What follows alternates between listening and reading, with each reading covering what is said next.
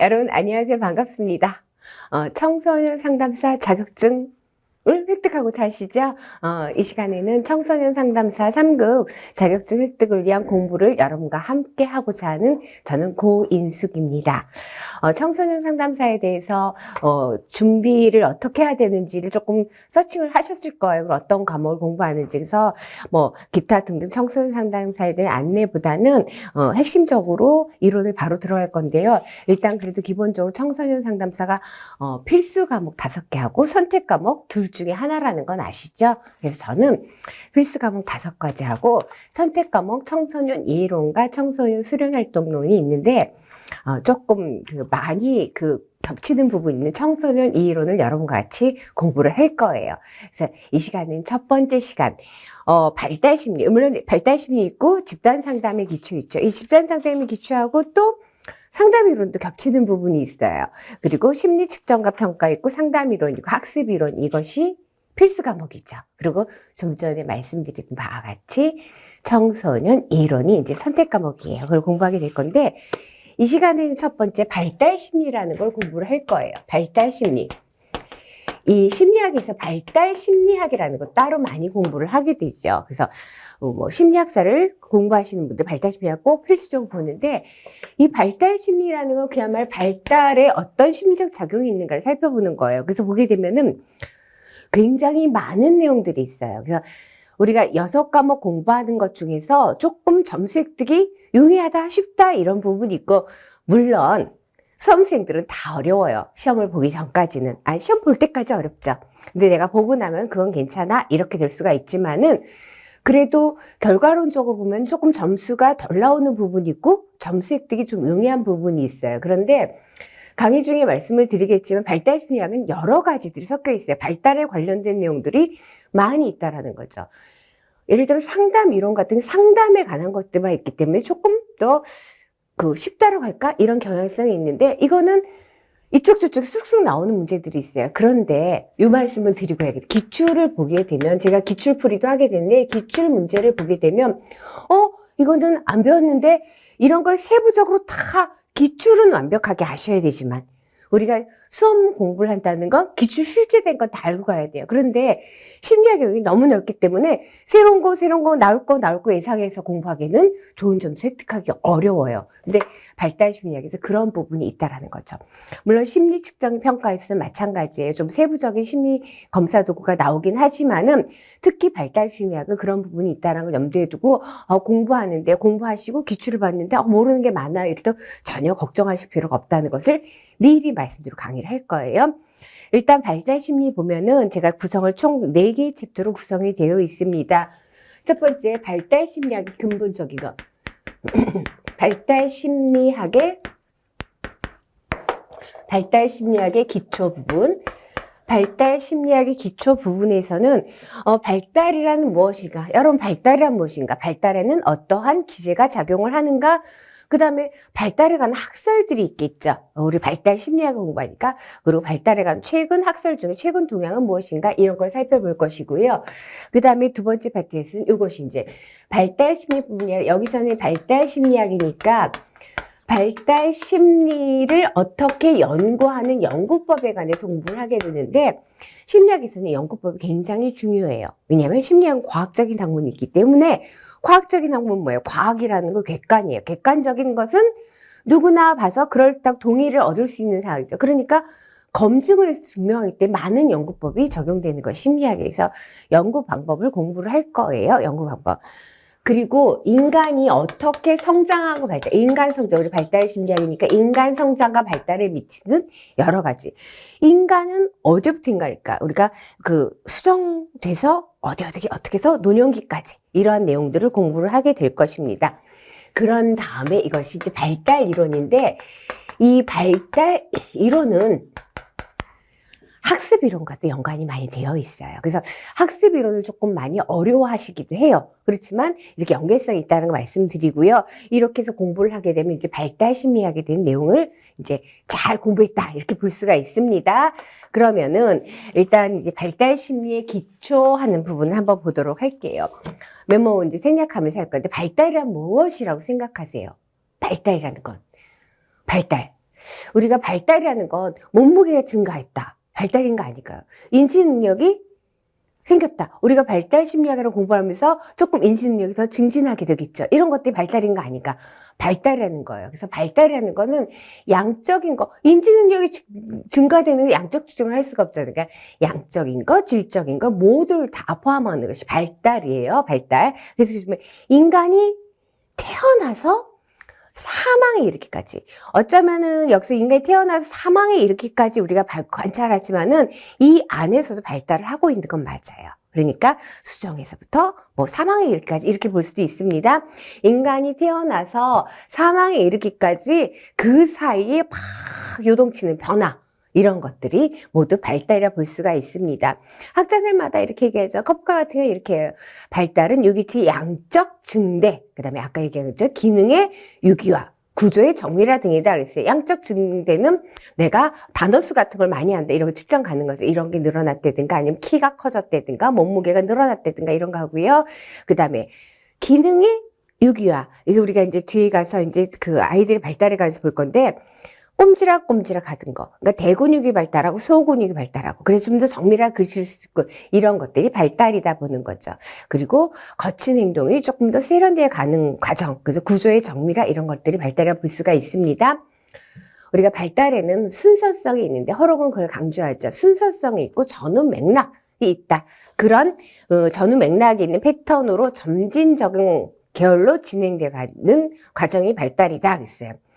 마이너 같은 경우에는 유기체의 분화와 중심화이다, 이렇게 얘기를 하고 있습니다. 그런데 이 발달하는 거, 그래, 먼저 알 것 같아. 맞아, 알 것 같아요. 우리가 학문적으로 공부하지 않아도 발달하는 것은 이제 정리하면은 양적 증대, 질적 증대 모두를 포함하는 것이 이제 발달이다. 그런데 이제 요 개념은 중요해요. 우리가 성장, 성숙, 학습의 개념. 성장이라 발달에는 양적인 것과 질적인 것과 그걸 모두 다 포함한다고 해서 학습의 개념을 좀 구분할 거예요. 학습이라는 건 또 비교해서, 학습과 비교해서 교육이라는 것도 좀 차이가 나긴 하는데, 제가 이제 교재에는 이거 다뤄주지 않았어요. 일단 발달에서 성장, 성숙, 학습. 성장한다, 키가 큰다, 몸무게가 늘어난다, 이건 뭐예요? 어떤 것을? 양적 변화의 의미로, 양적 변화, 양적 변화를 의미하는 거예요. 양적인 변화. 내가 단어 수가 늘어난다, 아이들이 언어 수가 늘어난다, 이런 것도 양적 변화가 된다고 했어요. 그 다음에 성숙이라는 것은 우리가 질적 변화라고 생각을 하면 되겠죠. 그러니까는 이 내에서 이러는 어떤 신경 내부의 변화, 그 신경생리학적 변화이고, 신경생리학적인, 그 다음에 생화학적인 변화. 갑자기 생화학적 변화 쓰니까 우리가 그 청소년기 되면은 막 요동치잖아요. 뭐가 요동쳐요? 마음이 요동쳐요. 왜요? 이 생화학적 변화가 생기는 거예요. 그렇기 때문에 내 마음 나도 몰라 했죠. 근데 청소년기만 그런 게 아니라 저처럼 중년기가 돼도 어떻게 해요? 막 요동치죠. 제2의 사춘기. 뭔지 눈치채셨죠? 그것도 왜 그래요? 제가 변덕쟁이라서 그런 것이 아니라 뭐예요? 생화학적 변화가 심하다는 거예요. 갱년기까지 얘기하고 싶지 않지만은 에스트로겐이 감소된다, 이런 거죠. 청소년기는 이제 우리가 그건 중요한 부분이에요. 성 호르몬이 분비되기 때문에 이 성 호르몬의 변화에 의해서 몸의 변화가 일어나니까 몸의 변화에서 마음의 변화까지 생기게 되는 거죠. 이런 것들이 발달이다. 학습의 개념. 이 학습의 개념은 우리 학습이론에서 굉장히 중요한 개념이에요.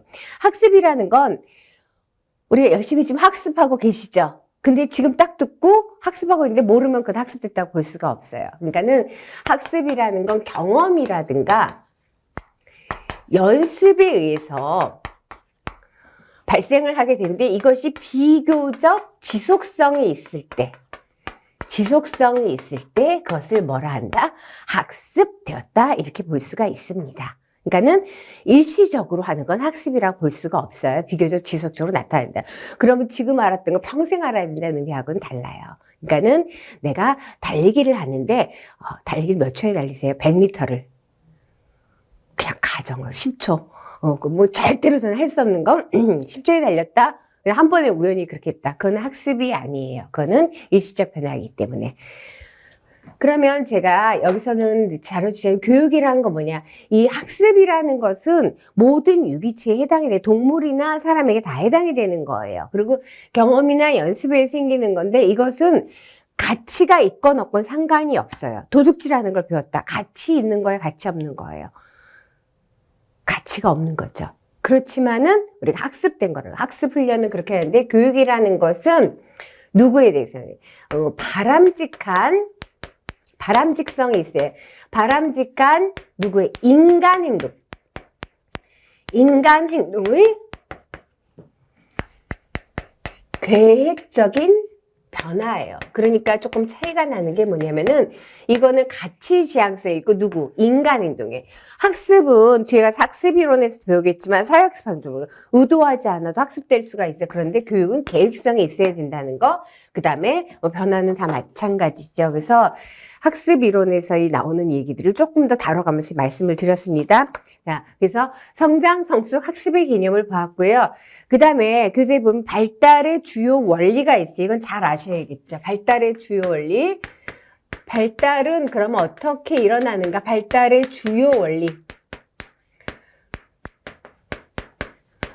발달의 주요 원리를 맥코넬이 발달의 원리 이렇게 설명을 하고 있는데 앞서서 우리가 발달의 개념에 있어 헐록 같은 경우 발달의 순서가 있고 이렇게 얘기를 했어요. 그래서 이렇게 보게 되면은 발달에서는 분명히 제시되는 그 원리가 있어요. 제시된 원리가 있는데 첫 번째 여기 교재인들 보면 발달의 순서성이 있다라는 거예요. 순서성. 이거 할 때마다 어렸을 때 개굴 우물가에 개구리 한 마리인가? 개울가에 우물가 이렇게 공부하면 안 되는데 자 앞다리가 쑥 뒷다리가 쑥이에요. 뒷다리가 쑥 앞다리가 쑥이에요. 어느 거예요? 개구리 한 마리가 올챙이 한 마리 뒷다리가 쑥 앞다리가 쑥 그죠? 그래서 어렸을 때 그 노래를 배우면서 좀 희한하다는 생각이 든 게 뭐냐면은 뭔가 앞이 먼저야 되는데 왜 뒷다리가 먼저 나오지 그죠? 아이가 이가 나올 때는 윗니가 먼저 나올 것 같은데 윗니가 먼저가 아니라 아랫니가 먼저 나오는 거죠. 이거는 일정하다는 거예요. 이것도 발달은 순서성이 있고 일정하다는 거. 그래서 위에서 아래로 가운데에서 밖으로 전체에서 부분 운동으로 이렇게 발달을 하게 되는 것이 발달의 순서성입니다. 그 다음에 분화 통합성. 분화되고 통합된다. 앞서서 발달에는 구조의 정밀화 이렇게 얘기를 했습니다. 뭐 기관의 정밀화 이렇게 얘기했는데 발달은 전체적이고 미분화된 아직 그게 단순하게 생각하면은 아직 아기가 태어나서 바로 연필 같은 거 잡지를 못하죠. 근데 전체적 미분화된 것이 연필을 처음에 이렇게 잡다가 점차적으로 손가락으로 잡고 활용할 수가 있죠. 그래서 이것이 전체적인 미분화된 기관, 그래서 그런 기관의 부분적으로 특수한 기관으로 분화된다 그랬어요. 그리고 미분화, 분화, 통합 과정을 이루어가는 것이 발달의 분화, 통합성입니다. 그러니까 단순하게 생각하세요. 못 잡는 걸 꽉 이렇게 거칠게 잡았다. 그래서 정교하게 잡는다. 그 다음에 발달의 주기성이 있다는 거. 주기적이다라는 말씀 아시죠? 계속적인 과정이에요. 발달은 멈추는 건 계속 진행해 오는 과정입니다. 그런데 이 속도가 일정하지 않다라는 거예요. 그래서 발달의 동요성, 일정하지 않게 율동성이라고 한다라는 거죠. 그래서 발달 단계 불규칙성이라고도 합니다. 그 다음에 발달은 계속적인 과정이라고 해서 발달의 연속성이라는 거. 그러니까 이 연속적이라는 건 우리가 예를 들어서 내가 작년에 본 어린아이를 봤는데 올해 만났더니 키가 이만큼 컸다. 근데 얘가 하루아침에 이만큼 크는 건 아니죠. 뭐 10cm 팠다. 와, 예를 들어 하루아침에 팍 크는 건 아니에요. 그 안에 계속적으로 변화하고 있다라는 거죠. 그것이 발달의 연속성이에요. 그러니까는 발달이라는 것은 딱 끊어져서 비약적으로 딱 발달하는 것이 아니라 보이기엔 그렇게 보이지만 그 안에서 계속적이고 연속적인 점차적인 과정에서 발달이 일어난다라는 것. 그 다음에 발달이라는 것이 상호작용을 하는데 무엇과 상호작용할까요? 발달이 상호작용이라는 것은 성숙과 학습 이런 것들이 다 서로 상호작용한 결과라는 거죠. 하나만 연관되는 것이 아니라 성숙이라는 것은 주로 우리 생물학적인 그 성장 결과로 나타나는 변화다 이렇게 얘기를 했는데 인간 내부에서 어떤 신경생리학적인 변화, 생화학적 변화가 성숙이라고 그랬어요. 학습은 주로 경험에서 나타나는데 이런 것들이 서로 상호작용하면서 발달이 일어난다.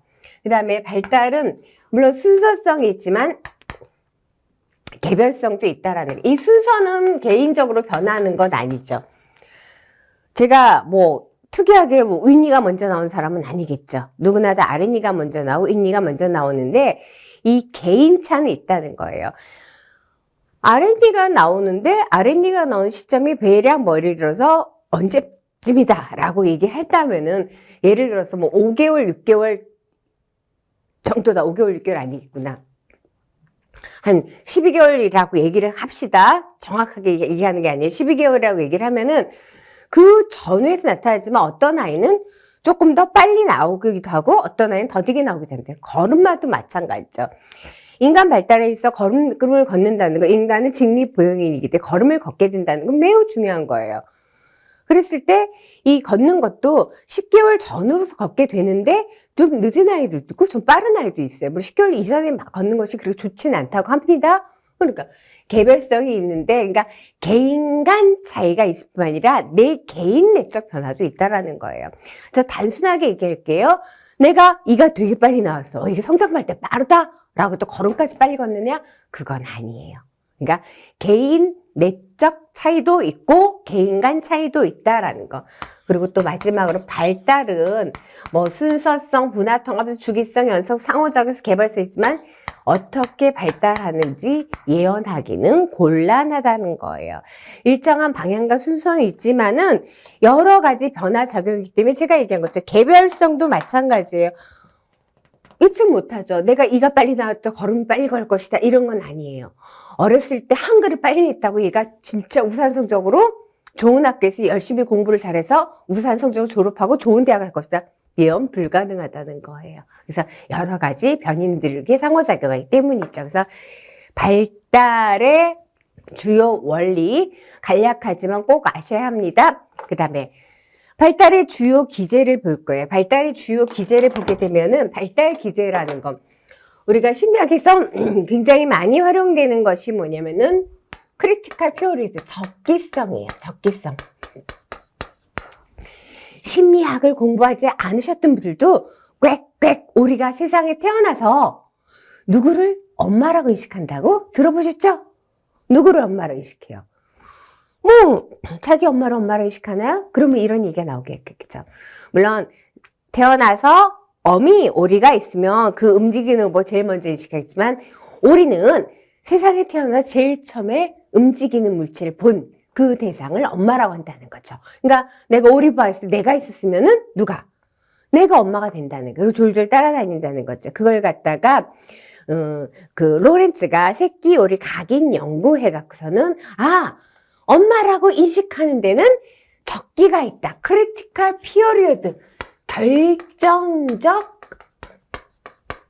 시기가 있다라는 거예요. 그러니까는 우리가 뭐 공부 같은 건 지금 못해도 나중에도 보충할 수 있어. 뭐 가능해요. 그런데 어떤 부분에 있어서 예를 들어서 어렸을 때 영양이 굉장히 손실된 자랐으면 키가 자라지 않았어요. 그러면은 그거는 아무리 영양 보충해도 키가 클 수는 없겠죠? 단순하게 비교하는 게 적기성, 크리티컬 피어리다. 반드시 발달할 때 그 시기에 맞게끔 해야 되는 것이 있다. 이것이 뭐냐? 적기성입니다. 크리티컬 피어리드가 있다. 그래서 로렌츠의 각인형과 같이 얘기를 했고요. 그 다음에 기초적인 건 뭐냐? 우리가 기초는 뭐예요? 1 다음에 2가 있는 거죠. 2 다음에 3이 있는 거죠. 그러니까 발달 단계에서는 어린 시절, 초기 경험은 굉장히 중요하다는 거예요. 이거는 유아 교육학자들만 얘기하는 그 어떤 학자들도 어린 시절이 중요하지 않다라고 얘기하는 사람은 아무도 없어요. 초기 경험이 후기 경험에 굉장히 지대한 영향을 미치기 때문에 초기 경험이 중요하고 앞 단계가 잘못되면 뒷 단계 영향을 주겠죠. 그래서 발달의 그게 누적성입니다. 누적성. 그래서 거기 마테 효과라는 거 하나 썼는데요. 마테 이펙트. 선행 지식이, 그러니까 그렇다고 선행학습 안 시키라는 건 아닌 거 아시죠? 선행 지식이 풍부한 학생은 갈수록 학업 성취도가 높아지만 선행 지식이 결핍되면은 그 다음에 오는 것들이 받아들이기가 어렵기 때문에 계속 더 나아지기가 서늘시 풍부한 어렵다는 거죠. 그래서 우리가 그 빈 부익부 현상 이렇게 얘기하는데 누적성입니다. 마태효과입니다. 학습 결손은 누적된 그 학습이 그 결손이 누적된 결과 객소 학습 부진이 일어난다라고 볼 수 있는 것이 마태 효과이다. 마태 효과이다. 그래서 뭔가를 단단히 기초를 다져놓고 그때 제일 잘 다져놓으면 좋겠지요. 그 다음에 발달의 불가역성이 뭐냐? 이거 지금 아까 얘기한 것도 적기성 할 때 설명드렸어요. 앞 단계의 잘못을 후 단계에 영향을 미치면 반대로 후 단계에서 앞 단계의 잘못을 교정 보충하는 데 한계가 있다라는 거예요. 그러니까는 어떤 것들은 내가 선행학습이 안 돼 있어? 그러면 뭐 지금 안 됐으니까 끝까지 안 된다는 말이야? 이건 아닌 거 아시죠? 그렇지만 그런 교정 보충하려면 노력하면 되겠지만 앞서서 말한 것처럼 영양결핍가 되었던 거 그런 거는 교정 보충하는데 한계가 있다라는 거예요. 그 성격도 마찬가지예요. 어린 시절 굉장히 중요하죠. 어린 시절 성격 형성이 굉장히 중요해요. 우리는 아직 부모의 애착도 배우는데 그래서 어린 시절 45세 이제 부모가 양육자로부터 부모가 없으면 양육자, 주 양육자로부터 어떻게 애착을 관계를 형성하는 양육자 이것이 성격에 지대한 영향을 미치거든요. 그래서 보호배 애착 이론에서 이런 얘기를 하게 되는데 이러한 것들도 되돌리기는 굉장히 힘들다는 거예요. 나중에 자기 자발적으로 노력을 해서 보충을 하려고 하지만 그래서 어린 시절 굉장히 중요하다. 그래서 그것까지 더불어 얘기하면서 발달의 주요 원리 순서성, 분화성부터 예언곤란성까지 그 다음에 적기성, 결정적 시기 말씀드렸습니다. 그러면 발달에 관해는 여러 학자들이 그 학설을 펴죠. 계속 인간 발달을 하는 연구를 해왔으니까. 그래서 자, 발달이라는 거 단순하게 갑시다. 자, 우리가 발달하는데 내가 공부를 잘하는데 유전이 중요한가? 환경이 중요한가? 무엇이 더 중요한가? 둘 다 중요해. 저 집안에 머리가 좋은 것도 둘 다 중요한 것 같긴 한데 쟤네는 진짜 공부 조금 하는데 잘하는 거들. 둘 다 중요한 건 맞아요. 그렇지만 학자들마다 더 관심 있게 지지하는 부분 있죠. 생득설이 있어요. 이거는 유전론이에요. 소질 만능설이에요. 소질 만능이 타고난 게 짱이다는 거지. 그러니까 교육 부정설이에요.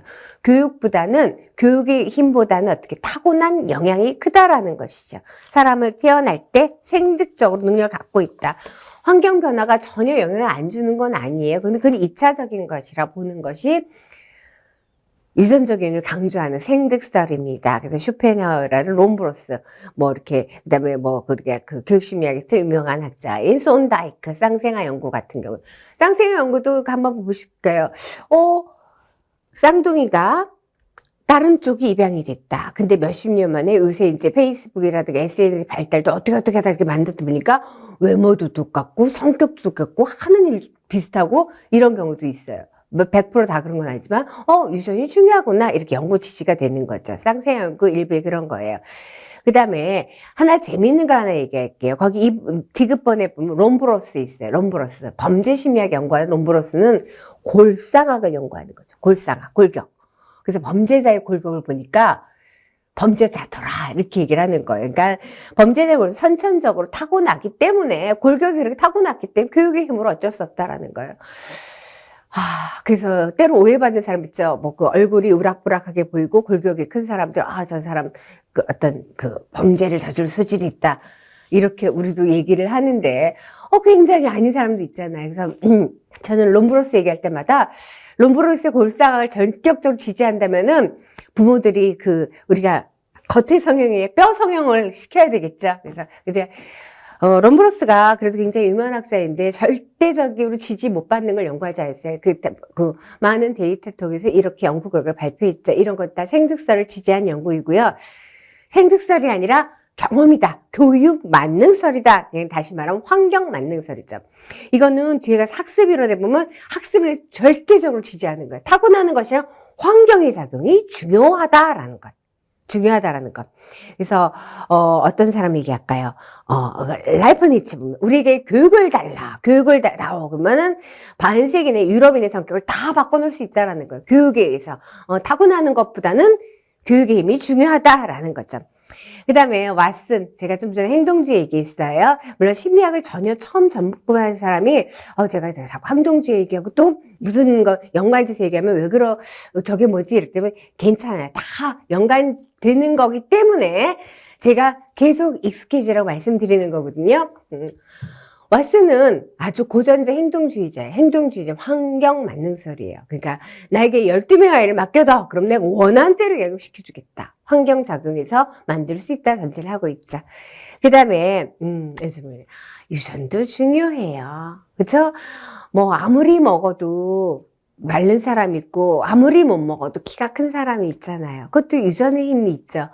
근데 뭐 환경에서 좀 보충할 수 있는 것도 있잖아요. 그래서 유전도 중요하고 환경도 중요해요. 요즘 지지받는 거죠. 그래서 인간 성장과 발달 생득적으로 가지고 나오는 내적인 소질 인자뿐만 아니라 환경작용이 중요하다. 그래서 오스워스의 상승설도지만 피아제의 인지 발달 이론, 이것도 역시 우리가 발달 이론에서 중요하고 학습 이론에서 중요해요. 그래서 인지 발달이라는 건 유전과 환경의 상호작용에서 나타난다라고 보는 것.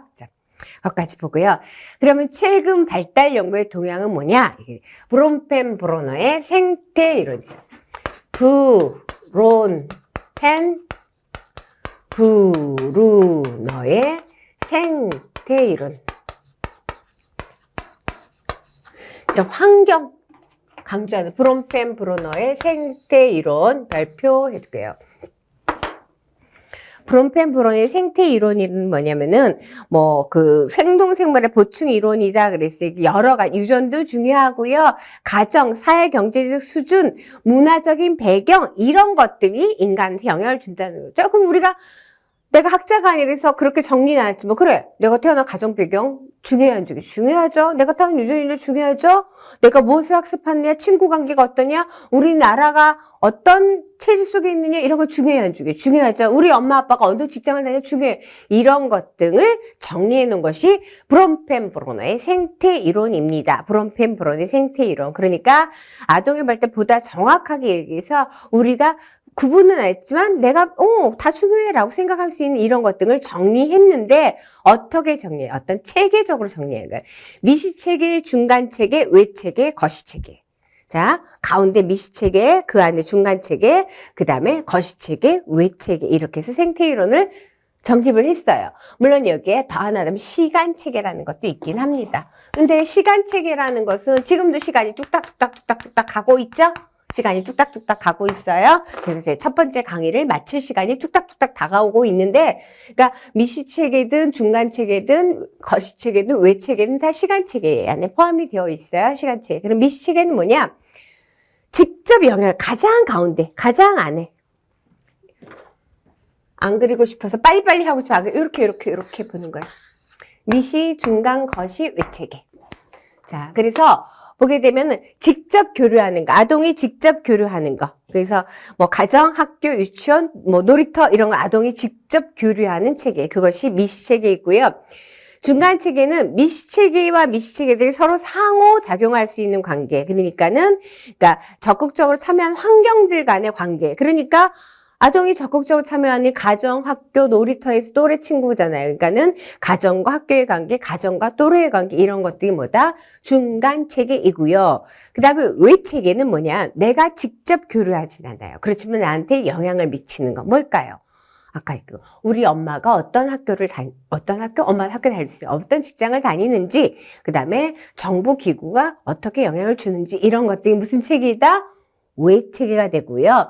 거시체계는 눈엔 잘 보이지가 않죠? 속해 있는 문화적 환경이에요. 그러니까는 사회적 가치라든가 규범이라든가 관습이라든가 이런 것 등이 아동 발달에 영향을 미친다는 거죠. 그래서 브롬펜 브루너의 생태 이론 무슨 체계?